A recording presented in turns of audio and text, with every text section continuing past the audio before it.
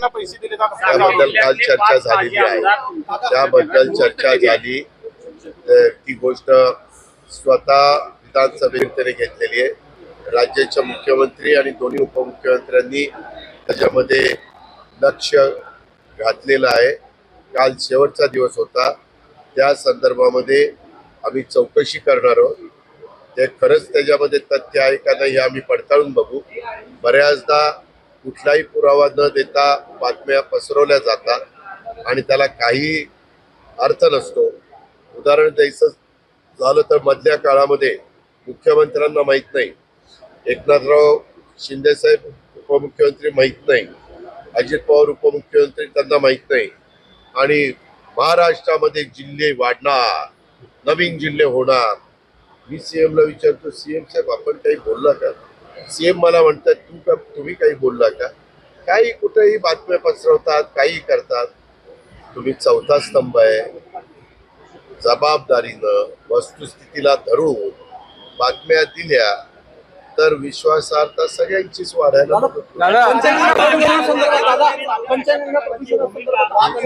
चर्चा त्याच्या संदर्भातली पण झाली. त्यांना निधी आलेला आहे. सिवरेज ट्रीटमेंट प्लांट बसवण्याच्या संदर्भात त्यांची कारवाई चालू आहे असं सांगितलेलं आहे. परंतु मी त्यांच्या लक्षात आणून दिलं की बाबा हे जर केलं तर उद्याच्याला विस्तार वाढ झाल्यानंतर ही जी नवी गावं येतील त्यांचा पुन्हा ड्रेनेजचा प्रश्न निर्माण होईल. तर त्याचाही साकल्याने विचार आताच्या एसटीपी मध्ये करण्याचा प्रयत्न दादा कर्जमाफीची घोषणा केली होती त्यामुळे आता वसुलीला तुम्ही आमची भाषण नाही ऐकली सर दादा, पण वसुलीवरती परिणाम व्हायला लागलाय की तुमचा तो अजेंडा कधीपर्यंत ठरला हे जाहीर नव्हतं. ज्यावेळी कर्नाटक शासनाला नावं ठेवली जात होती त्यावेळी कर्नाटक सरकारने पहिल्याच मंत्रिमंडळाच्या बैठकीत या सगळ्या कर्जमाफी असून निर्णय घेतले. जरा चालता का कर्नाटकला माझ्या बरोबर? आज काय त्या परिस्थिती त्या सरकारची झालेली आहे. आज पगाराची काय अवस्था आहे.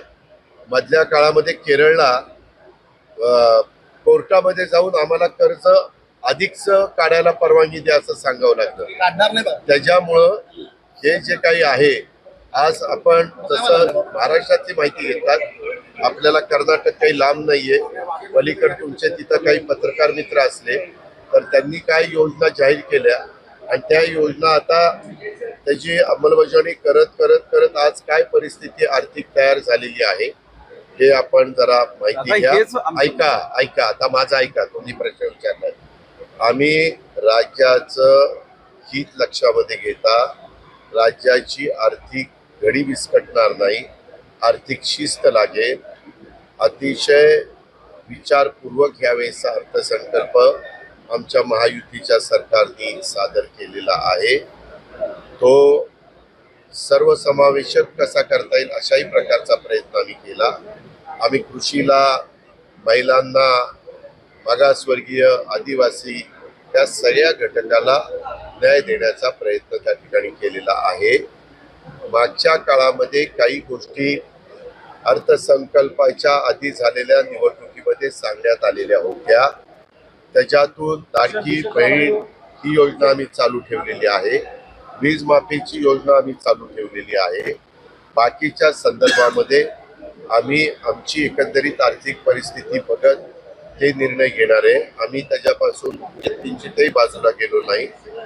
आम्ही काल आमच्या उपमुख्यमंत्र्यांनी पण वर बोलत असताना सभागृहात सांगितलेलं आहे, आम्ही जी काही आश्वासनं ह्या निवडणुकीच्या करता पुढच्या 5 वर्षाच्या करता दिलेली होती त्या 5 वर्षात आम्ही टप्प्याटप्प्याने एक एक गोष्टी पार पाडू.